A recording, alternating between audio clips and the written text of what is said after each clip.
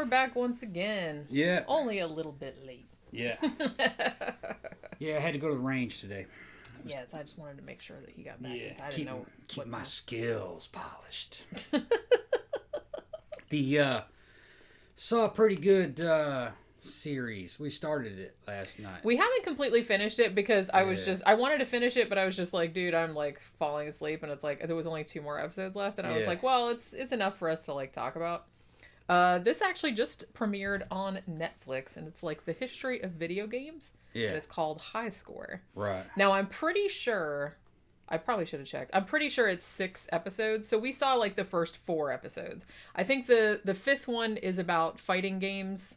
And the 6th one is about the 2D to 3D transition. Yeah. So we'll probably watch those tonight or tomorrow.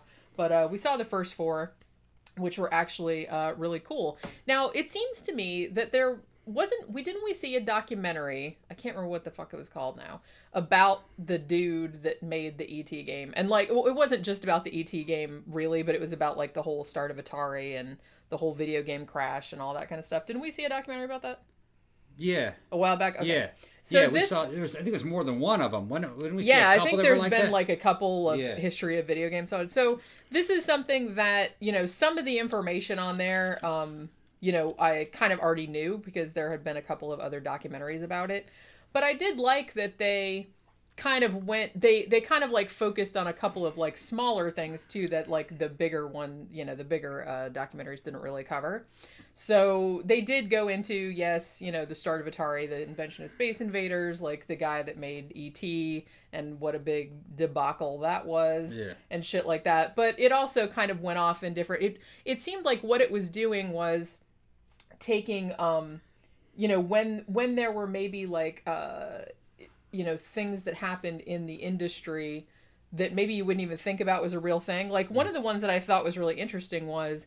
You remember back in the old days, like the Apple IIe and everything like that, where they just had those text-based games like Colossal Cave and that kind of shit, which I actually remembered. I didn't remember it until I saw it in the fucking in the documentary, and I was like, holy shit, I remember playing that game when I was a kid, like in school. And so I guess that they're, for a while, these just kind of like, I guess close the door open. Yeah, bam. I guess open. These. What's up, Poke? These kind of like proto RPG games were text-based only, obviously. But then you had this one married couple that invented like essentially a murder mystery story that was like text, but then it had like really crude graphics, like the graphics that you could do with an Apple IIe back then, which wasn't that great. And then you had the guy that invented Ultima, which was technically the first RPG, but a lot like Dungeons and Dragons. He was really into Dungeons and Dragons. The first one that was like text-based, but also had, kind of crappy, like wireframe, like, look, it's a giant bat kind of thing. Because like I said, you couldn't do a lot with it, but it was like really, it's just funny to look back at like these kind of, they look shitty now, but it's like at the time it was like a big, huge deal. Yeah, there was one of them I remember that they didn't cover it in the show. But I think it was off of Commodore 64, I think. It was called Asylum. Oh, yeah? And it was a text game. But when you got into certain rooms, it would show you like a fucking graphic picture of the room. And you were trying to escape from an insane asylum. And weird shit would happen. Yeah. And I don't know if any of you guys remember that one. That was a weird one. Commodore 64. That was a fucking weird system, man. I think it was called Commodore. Yeah. It's been a long time. I don't think we didn't have that. We had... Yeah. It was like, it had a keyboard. We didn't even have... I mean, we were, like, broke, so we didn't even have, like, Atari. We had, like, the knockoff, which was, like, the Odyssey. And also, we had... which I don't even know if anybody remembers that. That's crazy. I had the Odyssey 2, though. I had it. Odyssey 2 or Odyssey 1? I don't remember. Odyssey 2, I think. Yeah. I think. That wasn't really a knockoff of fucking Atari. It was a competitor. And I think it was more expensive, actually. I don't know if it was or not. I think it was. I had it. The only thing it had better graphics than Atari. The problem was that it didn't have enough games, and the games that it did have were usually copies of a fucking successful Atari game. Yeah. You know what I mean? So it kind of like they had a few good games, but they'd have like a knockoff of Pac-Man, or they'd have a knockoff of some kind of fucking Dungeons and Dragons or something. It wasn't the system. It had a better joystick and everything. The problem was is that it just didn't have a good selection of games. I had both. I had Atari and the fucking. See, I never had an Atari. Yeah, I had Atari and an Odyssey too, and so, Atari was better, but I think actually Atari was cheaper. Yeah, I don't know. I don't know how much it was. I think so. I just always remember that we never had the Atari. So it's like the only time we got to play Atari games was when we were at like our cousin's house because they had one. Yeah, the Odyssey 2 had a damn touch keyboard on yeah, it was black. Yeah, it had black and silver. When they both came out around the same time, and when they came out, it was my dad that bought it. My dad got it because it looked like the Odyssey system was going to be better than Atari. Just kind of like a beta VHS kind of situation. Yeah, kind of like a beta VHS. But like within about a year, you didn't have enough games. Atari had a shit ton of games, and my dad went down and got fucking Atari too. I mean, I feel like Atari, their problem was that they had too many games. Yeah, a lot of games. And a lot of them sucked. Yeah. I mean, well, because I mean, they just kept putting out like these kind of half-assed sort of games because they were just trying to like get, to get on the money train, man. They wanted to like make all the money, and so like the games suffered. Which I think was the problem with E.T., which, is universally like a shitty game. But in the dude's defense, the dude that designed it also did like a bunch of kick-ass Atari games, but they also only gave him 5 weeks when usually he would have 6 to 9 months, he said, to design a game. That was a shitty game. It was. And he said that when he went and met with Steven Spielberg about the game, he like showed him, he's like, this is what I can put together like in 5 weeks because it's not that much time. And Steven Spielberg was like, can't we just do something like Pac-Man? Right, yeah. And then he's like, do you know how complicated Pac-Man is? It's like, I did this like simpler thing, so it would be like fucking simpler, but it's still Raiders of the Lost Ark sucked too. Well, all that's in hindsight, I laugh because at the time, because I remember like seeing those games, and it's like it was really cool at the time because you didn't really have. I mean, it wasn't as cool as the arcade game. Please don't walk on that. Stop doing that. Please don't walk on it. She really wanted to very badly. Walk across the it's like I put my little gate there, and she's like pushing her leg against it. The fucking games. Go ahead. But it's like I remember. The arcade games being cooler, and it's like people would complain that the home cartridges weren't as cool, but they were still like super cool because you didn't really have much to compare it to. But when I look back at it now, like especially when you look at the box art, like it has like the Indiana Jones, like the Raiders of the Lost Ark box art, like from the movie and stuff, and then you see the actual game, and it's just like these little blocks like running away from another set of blocks, like on a green field or some shit. You had to use your imagination. You had to use your imagination. But actually, looking back at the old Atari, there are really only 2 games that really stuck out to me. All right, one of the very first ones called Adventure. It was like their version of Dungeons and Dragons, and you were just a little block, and you had to run around between these different worlds and get a bridge and walk through walls and shit. And there was a dragon that would come and try to swallow you. I had so much fun, man. We even found a secret compartment where it allowed you to go through. You had to find we found a secret key that allowed you to go through a wall. Just like a fucking shiny line, and you went through to a place that you've never been before, and it had the programmer's name written there. We just thought we fucking found some fucking secret shit. It's like now you'd probably be like, what's the deal? Big deal. But back in those days, you're like, whoa! And that was we discovered some secret shit. And I think that shit. was one of the first games that Atari came out with. But boy, we played that one for fucking ever. And then the other one that I remember, I fucking burned that game out. It was called Yar's Revenge. That was the same guy that designed the E.T. game. Yeah, that was like one of his most famous ones. Yeah, it looked good it looked pretty good, and you could just play it forever and ever and ever. It got harder and everything. It was kind of like it was almost as good as an arcade game. Not quite, but and the Space Invaders wasn't bad. Yeah, I feel like they went into this a little bit on the documentary too. That there was this company, because back in the day, like when video games were like a new thing, and it was just kind of like Wild West, there weren't really any laws about it or anything like that. So when you had like the video game cabinets, like Space Invaders, which was the first like really, really big, like popular game, they had this one company of dudes like MIT dropouts who said, hey, we can just make like a little circuit board that is like an upgrade for that, and you can sell it to people that own arcades, and you just like kind of plug it into the cabinet, and it upgrades it was Missile Command, not Space Invaders, that they actually did the first one for. And then they wanted to do like a Pac-Man one, and then like fucking Midway Games, I think, is the one who owns Pac-Man, and they were going to sue them. And then they finally decided they were going to settle, and like that's how Miss Pac-Man came about. And it was really, really interesting. So I like that they kind of like went with like the big stuff. Like I said, a lot of the stuff about like the ET game and the the start of Atari and start of Sega and stuff like that, I already kind of knew because I had seen a documentary about it before. But I like how they had like little details, like they talked to some of the people who won like some of the first like video game competitions, like back in the old days. You know what I mean? Like the first like Super Nintendo competition and like the first Sega competitions. Like they had all these they had the people there talking about that. They talked about the guy that had invented technically the first cartridge-based game system, which had like, what was it called? Channel F or F channel or something like that. And it's like, no one like really, he's passed away now, the guy, but Atari made their own version of it later. And that was the one that kind of got really famous. We haven't seen the whole series, but just the past two that we haven't, the last two we haven't seen yet. So far, I liked really the first like 2 episodes were the most interesting, the most informative. It starts to get a little fucking crazy about kind of people complaining that there were no gay characters in it, but whatever, you know what I mean. At the time we were playing these games, nobody really thought along those lines, well, because they were so simple and so basic, you know what I mean. They did talk about the one guy that invented he invented that game called Gay Blade. Yeah, he invented that game. And then he invented that game, and then he lost all the copies and all his code and everything like during a move.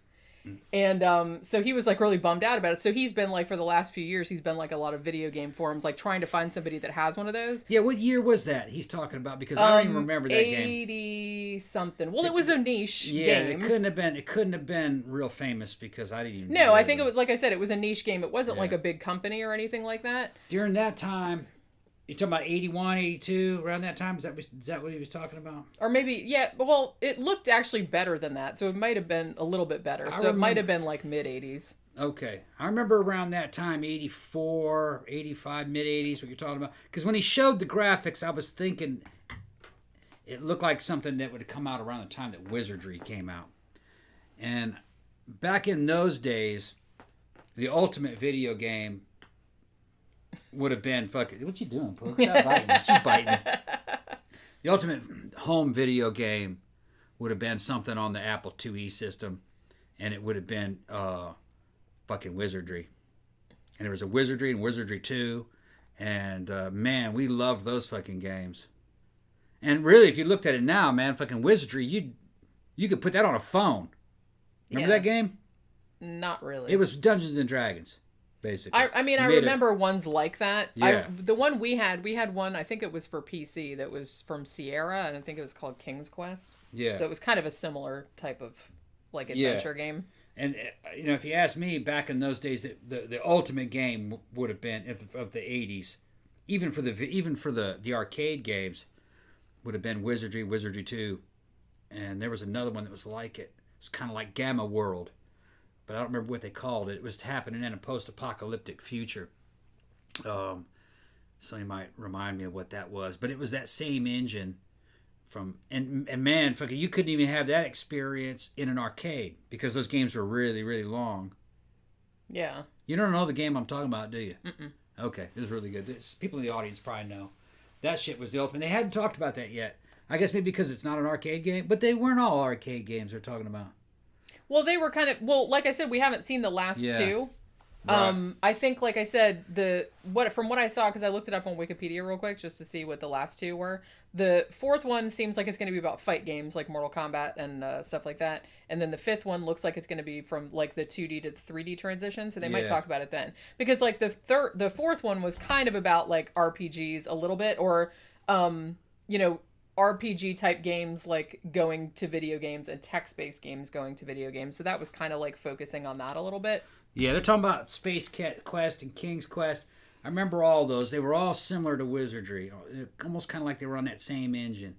But no, the one I was thinking about, it wasn't like that. It was kind of like... the same company that made Dungeons and Dragons also made another one called Gamma World, and it was kind of like based on Gamma World.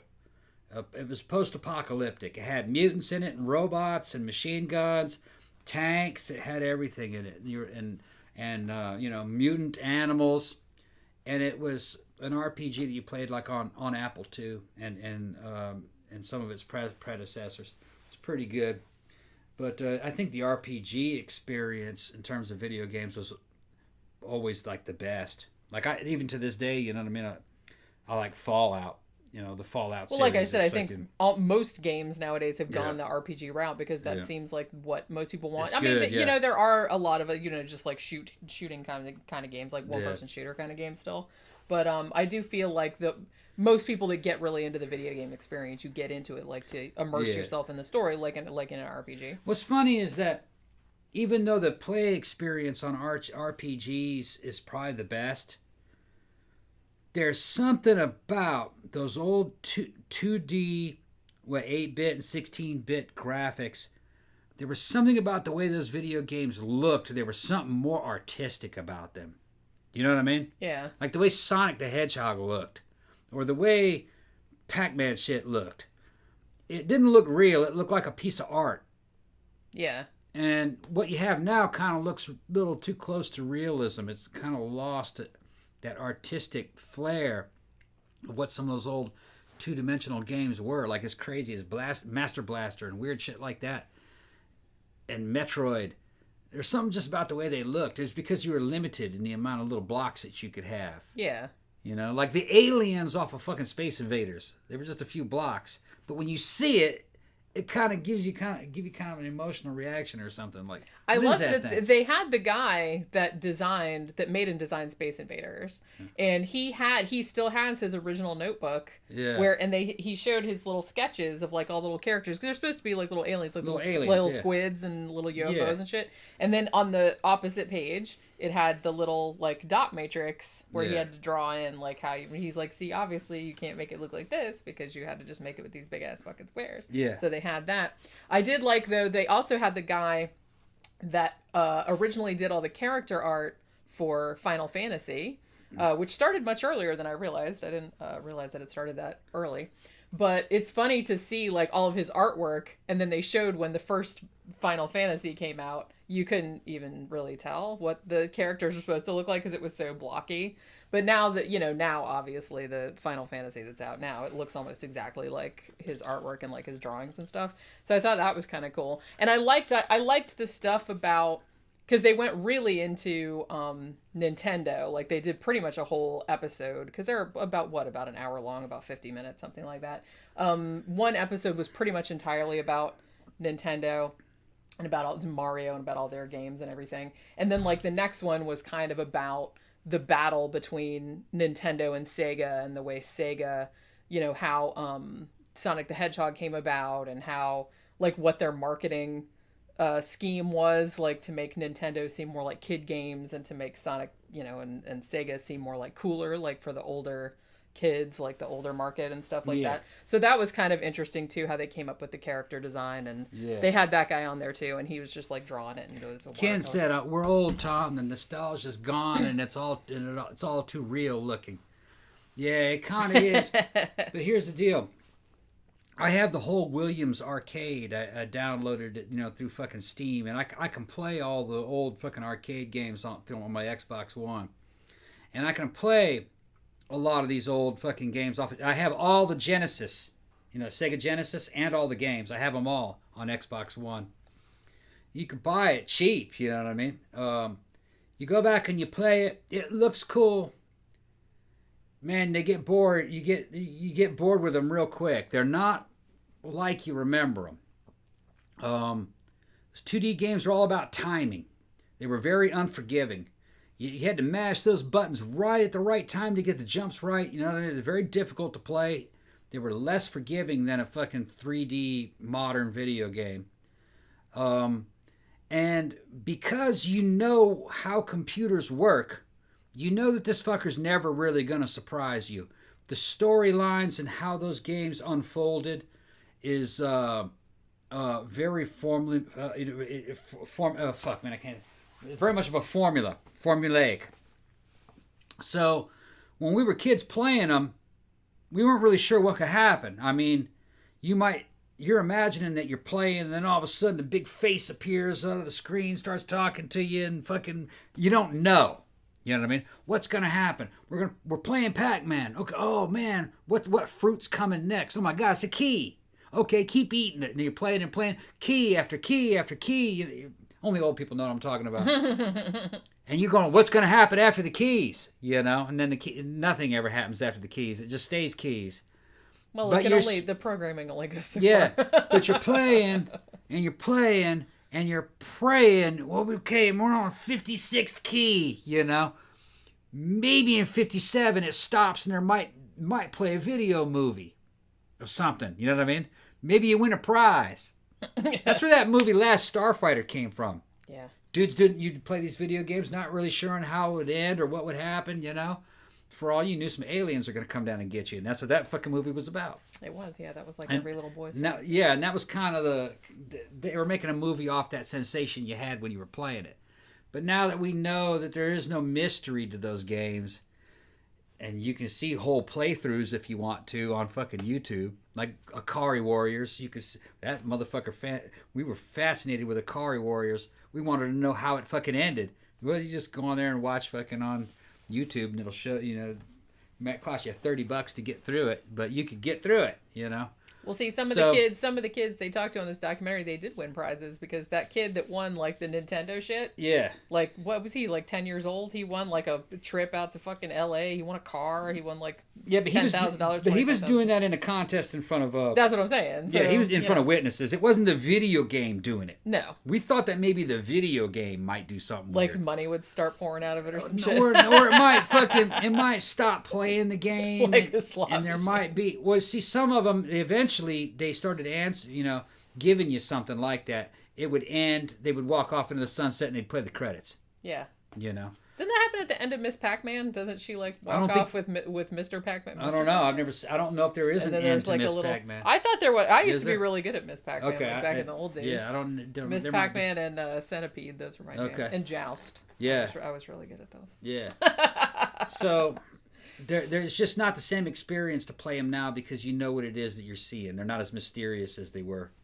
You know, yeah, I mean that's the thing. They were really, and I still really liked like a lot of those, like Metroid. Somebody mentioned Castlevania. I really liked Castlevania. I really liked Sonic the Hedgehog when it came out because we never got an Atari, but when the first NES came out, we did get one of those, and we had like we had all the Mario games and Duck Hunt and all that kind of shit, and then we got a Sega when it came out, so we had both of them. But yeah, there was like, and Legend of Zelda obviously was. I mean, holy shit. And I liked on the Nintendo episode too, because back before the internet, they had all these people working at Nintendo that you could call if you got stuck in the game and like ask for help because you couldn't look shit up. I mean, you know what I mean? And they had one of the guys that used to do that. He was like one of the first like game counselors or whatever it is they called him. And he said, basically you had to go in and he's like, Nintendo, you know, at first it was fine. It's like it was hard because you had to like learn how to play all these games. You had to know all the secrets. You had to know, you know, where everything was. You had to have everything mapped out. They had these giant binders that had like maps of every single game and like where every single thing was and shit like that. He's like, but Nintendo kept putting out so many games that it was almost impossible like to fucking keep up with this shit. So it's like all the counselors had a gaming console at their desk and they had to play the games like all during the day so they could figure shit out like on the fly because he's like, we didn't get the games early or anything like that. It's like as soon as they were released, we just had to go in there and play them until we could figure everything out because as soon as they were released, we'd get like little 10-year-old kids calling us going, where is this thing? It's Zelda, blah, blah, blah. And they'd be like crying about it and they had to like figure out how to do it, and it's just so fucking funny to me that there was just whole banks of people, and they had the magazine and everything. I remember that. I remember when ColecoVision came out, and I remember that too. I thought that was the fucking most badass fucking system known to fucking man. ColecoVision. I wanted that shit, man, but it was too expensive at the time. I know. I can't remember about how the time when about the time I was gonna get that. I think Super Nintendo came out around that time. Yeah. And which how much was that? Like I can't remember. Super how Nintendo much... wasn't that much. About $100, I think. I thought it was when it first came out. I thought it was $179. But I'm not entirely sure. Seeing Super Nintendo, seeing that system now, I haven't seen it in a long time. I didn't remember how shitty those controllers looked. Yeah. It's just a little thing, little D-pad, little pad. Yeah. Yeah, a little cross. It's hard to believe that we were playing on that. Yeah. I forgot. Todd asked, when is the Collar Bomber episode going up? It's up on YouTube on the live stream.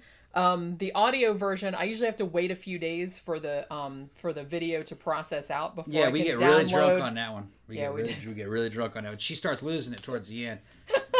Not making any sense. People are going, she's not making any sense. I don't even remember. Hold it together. I don't even remember the end of that show. It was 4 hours. We started talking long. in circles a little bit, and I'm sitting there, I'm listening, I'm going, that didn't make much sense. She said that already. And I said, I think I have to help end this show. So I had to step in and fucking help end the show and speed it up. Because you'd say something, and then you'd wait for a reaction. You were looking at the screen waiting for a reaction. But they can't react. They're on the other side of the camera. So you wait for a reaction, and then you'd say it again. And it was just kind of funny. It was cute. Don't worry about it. It was cute. Well, now I'm going to worry about it. No. We got what I was saying They saw it. It was funny. I was saying was that it usually takes, for some reason on long live streams, it usually takes a few days for the video to process out to the extent that I can download the audio and upload it for iTunes and everything like that. So I don't know why it takes so long. Louis said the last 30 minutes was epic. That's good. I'm glad everyone enjoyed it. Yeah. Like I said, I don't even want to watch it back because I was like, I don't even remember what happened. I don't even remember what I was talking about. I don't even remember.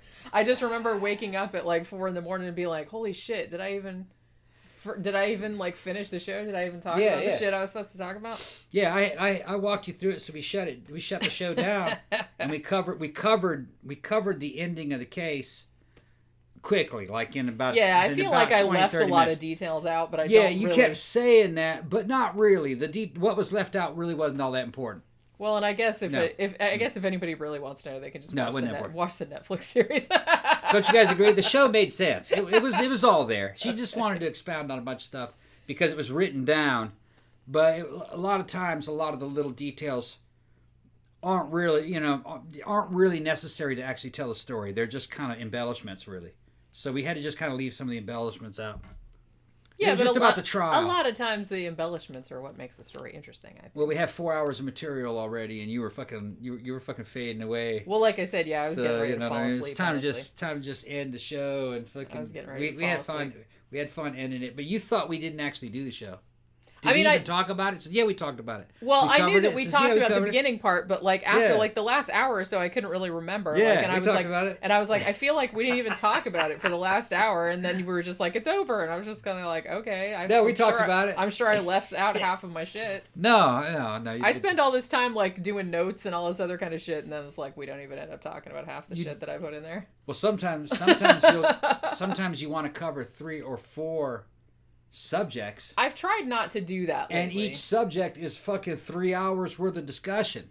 So, you can't it doesn't have to be 3 hours of discussion. It usually just ends up doing that because we end up talking about like completely unrelated shit. Okay, well here's the deal. You could write the notes down, right? For the show.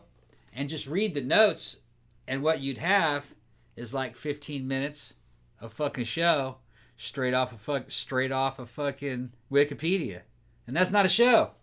Well, yeah, I know. That's not a show. I'm just saying that it's I'm just saying that it's hard to gauge. Yeah. Sometime like how much information I need to put in there because I don't know ahead of time. Because like I said, other than taking some notes and having an outline of the shit that I want to talk about, I don't know like what tangents we're gonna go off on. I don't know what he's gonna talk about. I don't really know. So it's like I don't know how much information I'm super paranoid about not having enough. Yeah. And then like it being like an hour long and us just sitting there going, a show has information in it. Okay? But an information is not a show. Information is just an encyclopedia. Yeah. You know what I mean? That's not a show. Well, we try to make it fun. Yeah, it's gotta I think the next one's gonna be fun too. I'm not gonna say it's a secret. Well, do the patrons know? Maybe not. Yeah. What are they saying? What the hell day is it? Jenny? What is this? But we're gonna do like a history one instead of like a Mango Badger said everyone was fading. Yeah. Everyone had a good time. That's what Tammy said. I kind of wanted the wheels to come off. Bee's Nest said Tom Wasteland was the apocalypse game. Oh, okay. Yeah. I remember that. Yeah. Wasteland. I think it was called Wasteland. It's really weird watching this documentary. Like, obviously I remember like fucking Sonic the Hedgehog and Mario and all that kind of stuff because it's like hasn't really gone away in the cultural ethos. They're saying the wheels fell off the show, but they wanted the wheels to fall off the show. I probably would have just fallen off the chair and fallen asleep on the floor. That might happen one of these days. We'll see. It might if I could. I'd be like, all right, we gotta go. How do I turn this shit off? How do I turn this shit off? And I'd be shaking her up. Jenny, how do I turn this shit off? What? How do you turn this shit off? How do you turn this shit off? Yeah. It's this little button right here that says stop streaming. Yeah. Easy enough. Then just close it. Yeah. And then we'll just go in the other room with our shame. Yeah. Jenny got 2 new mice for the computers, for the laptops. So some shit actually works now. Well, it doesn't seem to be as glitchy. Oh, I wanted to say too, it's like just before we started recording, just before you got home, like when I got the mice, I also got another little package from Dominic. That's right. Look at what he sent us. Yeah. Heavy metal. Haven't seen that forever. I want to see that. Blu-ray. Yeah, that's a good one. And The Stand, the original series, also Blu-ray. Yeah, that's going to be good. Edition. I have not seen that for like a zillion years. Yeah, I when I saw it on television, I really liked it. And then I tried to watch a YouTube copy of it, and it looked like shit. So hopefully that's going to fucking look really good. Well, this is like restored like 4K Ultra. I was looking at it on fucking... Tried to watch it. Somebody burned it to fucking YouTube. I don't know where they got it. Probably came off a VHS tape. And that shit looks cheap as fuck. I got about 10 minutes into it. I said, I just can't do this to myself. And I had to turn it off. But now I'll be able to watch it. Yeah, my eyes are hurt. Because it took all of the fucking wind out of it. The way it looked. Yeah. It looked like an Ed Wood production. You know what I mean? But we'll see how that looks. But the thing is, that was a good TV series. Yeah. I remember really enjoying it when it was on TV. I can't remember if I watched the whole thing through. Like, I know I've seen at least, like, the first couple parts. And I feel like I probably watched the whole thing through at some point, but I can't remember if I did or not. I also liked the Shining TV series. You know, Jenny didn't like it. I liked it. It's a very different thing than the Kubrick movie. Very different. It's closer to the book. And to its detriment, I think. Yeah. Well, it's not as scary.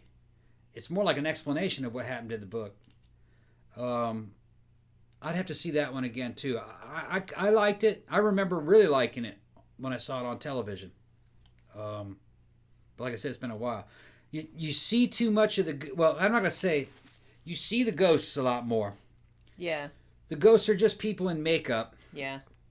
They do a good job trying to be a ghost, but it doesn't quite come off the same way as not seeing them that often and having Kubrick and just the way that it's shot, the filmography. And the way when you saw them in Kubrick's version, they just looked like they didn't look like they had Halloween makeup on. They just looked like a real person, except really unsettling. I actually kind of think that the Shining television series could probably be fixed. Maybe. I think it could. I don't know. Like, I don't know. I just feel like the problems that it had are the problems that a lot of Stephen King adaptations have, in that when you try to make it too close to the book, even if it's an awesome book, like, the movie doesn't really work out the same. Because some of the shit that's good in the book is not good in the movie. You could probably use, fucking computer graphics to kind of change the color palette and you know what I mean, and maybe do some shit with the edit and probably get a really good result out of the movie or out of the TV series. And none of the cartoony shrubs running around. I don't remember them being cartoony. They were. I thought they were kind of like in stop motion. Wasn't it in stop motion? It was CGI. CGI? Yeah. You could probably fix that though too. By not showing it. Well, the thing is in the book. In the book, that was like you didn't really see them. You didn't see them move. No, you only at the very, very end did they see them moving. When they first saw them moving, when you looked at it, it was there. If you turned your back and looked back at it, it was closer. Which that's creepy. Right, and then they forced you back into the building. But by the time the end of the fucking shit was going down, before the boiler blew up, if I remember correctly, somebody might be able to correct me. And this is all by memory off the top of my head. This show is unfucking scripted. Okay. They were looking out through the windows and saw the fucking lions and the fucking bear hedges fighting and trying to get through the windows, and they were moving like a flicker book, something through a flicker book. See, like I said, that would be scarier. But the way they did it in the miniseries, I didn't think was very... I thought it was just kind of silly looking. So I believe that they could fix it. You just change the graphics. You make it like a flicker book. Yeah, that would be much creepier. Yeah. I mean, I like the maze better. Like, the topiary's cool, like, in the book and everything. But it's like, I like the maze because it has that whole Minotaur thing going on. The only thing... Okay, we're getting way off a fucking subject. Jenny, you're sidetracking me. We're making a whole sidetrack episode. But you know what? The people love it when we get sidetracked. What else is new? We always do that. There's two things that were... There was something that was... There was a key difference in the TV series. Halloran was not played by Scatman. And Scatman Crothers was a fucking unbeatable Halloran. Unbeatable. I mean, he is Halloran. Yeah, that's fucking Halloran. The dude that replaced him was good. He did a good job. But fucking Scatman is an impossible act to fucking follow. Yeah, I mean, that's such an iconic role. There's just something, you just feel waves of fucking love for Scatman in that fucking in that He's a role. rad dude. And it's just coming off of him. In the TV series, because there's a lot of dialogue and some of it's shot outside, he's not as a mysterious character. Yeah. So he doesn't have the same impact. The way it was shot was a kind of TV-ish. So it's just not as impact-like. But on the upside of that, Halloran lives like he does in the book. Yeah, because he lives in the book. Yeah, and at least they did that character some justice, you know what I mean? Because he drove all the way down there and did all that heroic shit to go save him, and he was denied that in the movie. He got killed. Although, but he did bring the fucking vehicle. Yeah, so to me that made it scarier. It did. Because like this half of the movie is like him struggling to get up there, and then he gets there and like he's there for like a minute, and then he gets fucking killed. He gets killed. That fucking, I mean, that scene was one of the most impactful for me when I was. I mean, that scared the shit out of me when I was a kid. The thing is that it denied that character the opportunity to be the hero, which in the book he was the hero. He saved the kid. He saved the woman and the child. But the reason why Kubrick did it is because it was a horror movie and somebody had to die. Yeah. You had to get as many deaths as you could in there. And Jack didn't count because he was the fucking hero. He was the villain. He was the villain. So Halloran had to die. And Halloran was the only guy that got killed by violence. Yep. When you think about it. But still, that movie was fucking scary. Especially when you were a kid watching it. Not really understanding what was going on. Yeah, that movie scared the crap out of me. Not really having read the book. When I read the book, the movie made a lot more sense. Gave another depth to it. That's the way Wendy would have seen it. Yeah. From the book's point of view. But like I said, that's why I like Kubrick's version, is because that's exactly how you would perceive it. Yeah. If you didn't know, like, Wendy really, didn't see any ghosts until the very end. Yeah, you didn't really know the history of. You didn't know all the bad shit that happened in the hotel. You didn't know anything. You were just staying there. It was a job. Yeah, and weird shit was happening. And then weird shit was happening. That's all you would know. So I like that they just left everything ambiguous. That's what it would have looked like if you were there. Yeah, that's why it's scarier to me.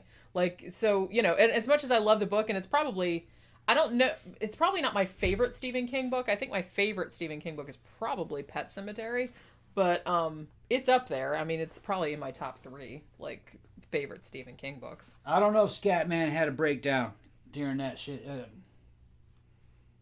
He said she leads Tom down a rabbit hole. Yeah.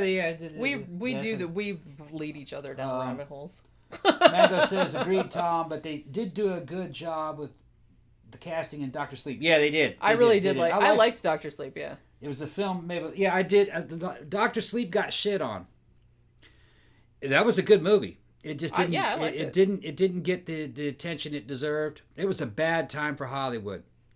Hollywood was having trouble. It's fucking really in trouble right now, but it's a bad time for Hollywood in movies and theaters. Over time, Dr. Sleep might get some more recognition. I think that might be one of those ones that's going to have like a longer You know, that it's like people saw it when it came out and they're like, meh, but then like, you know, years from now they'll be like, oh, that was awesome. You know what I mean? I think it'll be like a cult classic type of thing. I mean, you have to think that it was a really ballsy move to make a movie that was essentially uniting the Kubrick film and the novel. Didn't somebody send me Dr. Sleep?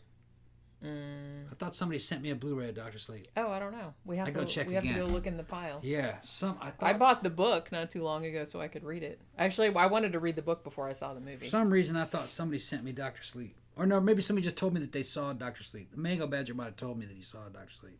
Yeah. Yeah. I can't remember because I you know, a lot of people have sent us things and I can't remember. Yeah. I don't remember seeing Dr. Sleep though. We'll have to go look in the pile again. We have like we have all pile. We have this big pile like in the closet. But yeah, so we've been going for like 45 minutes. Yeah, let's shut it down. You got shit you got to do. I got shit I got to do. We got some. I'm gonna try and watch some more new movies tonight. Might watch the rest of High Score because I think, like I said, there's 2 more episodes, and I have a couple of new movies I gotta watch too, so we can review those for tomorrow because tomorrow's Tuesday and we can do another matinee.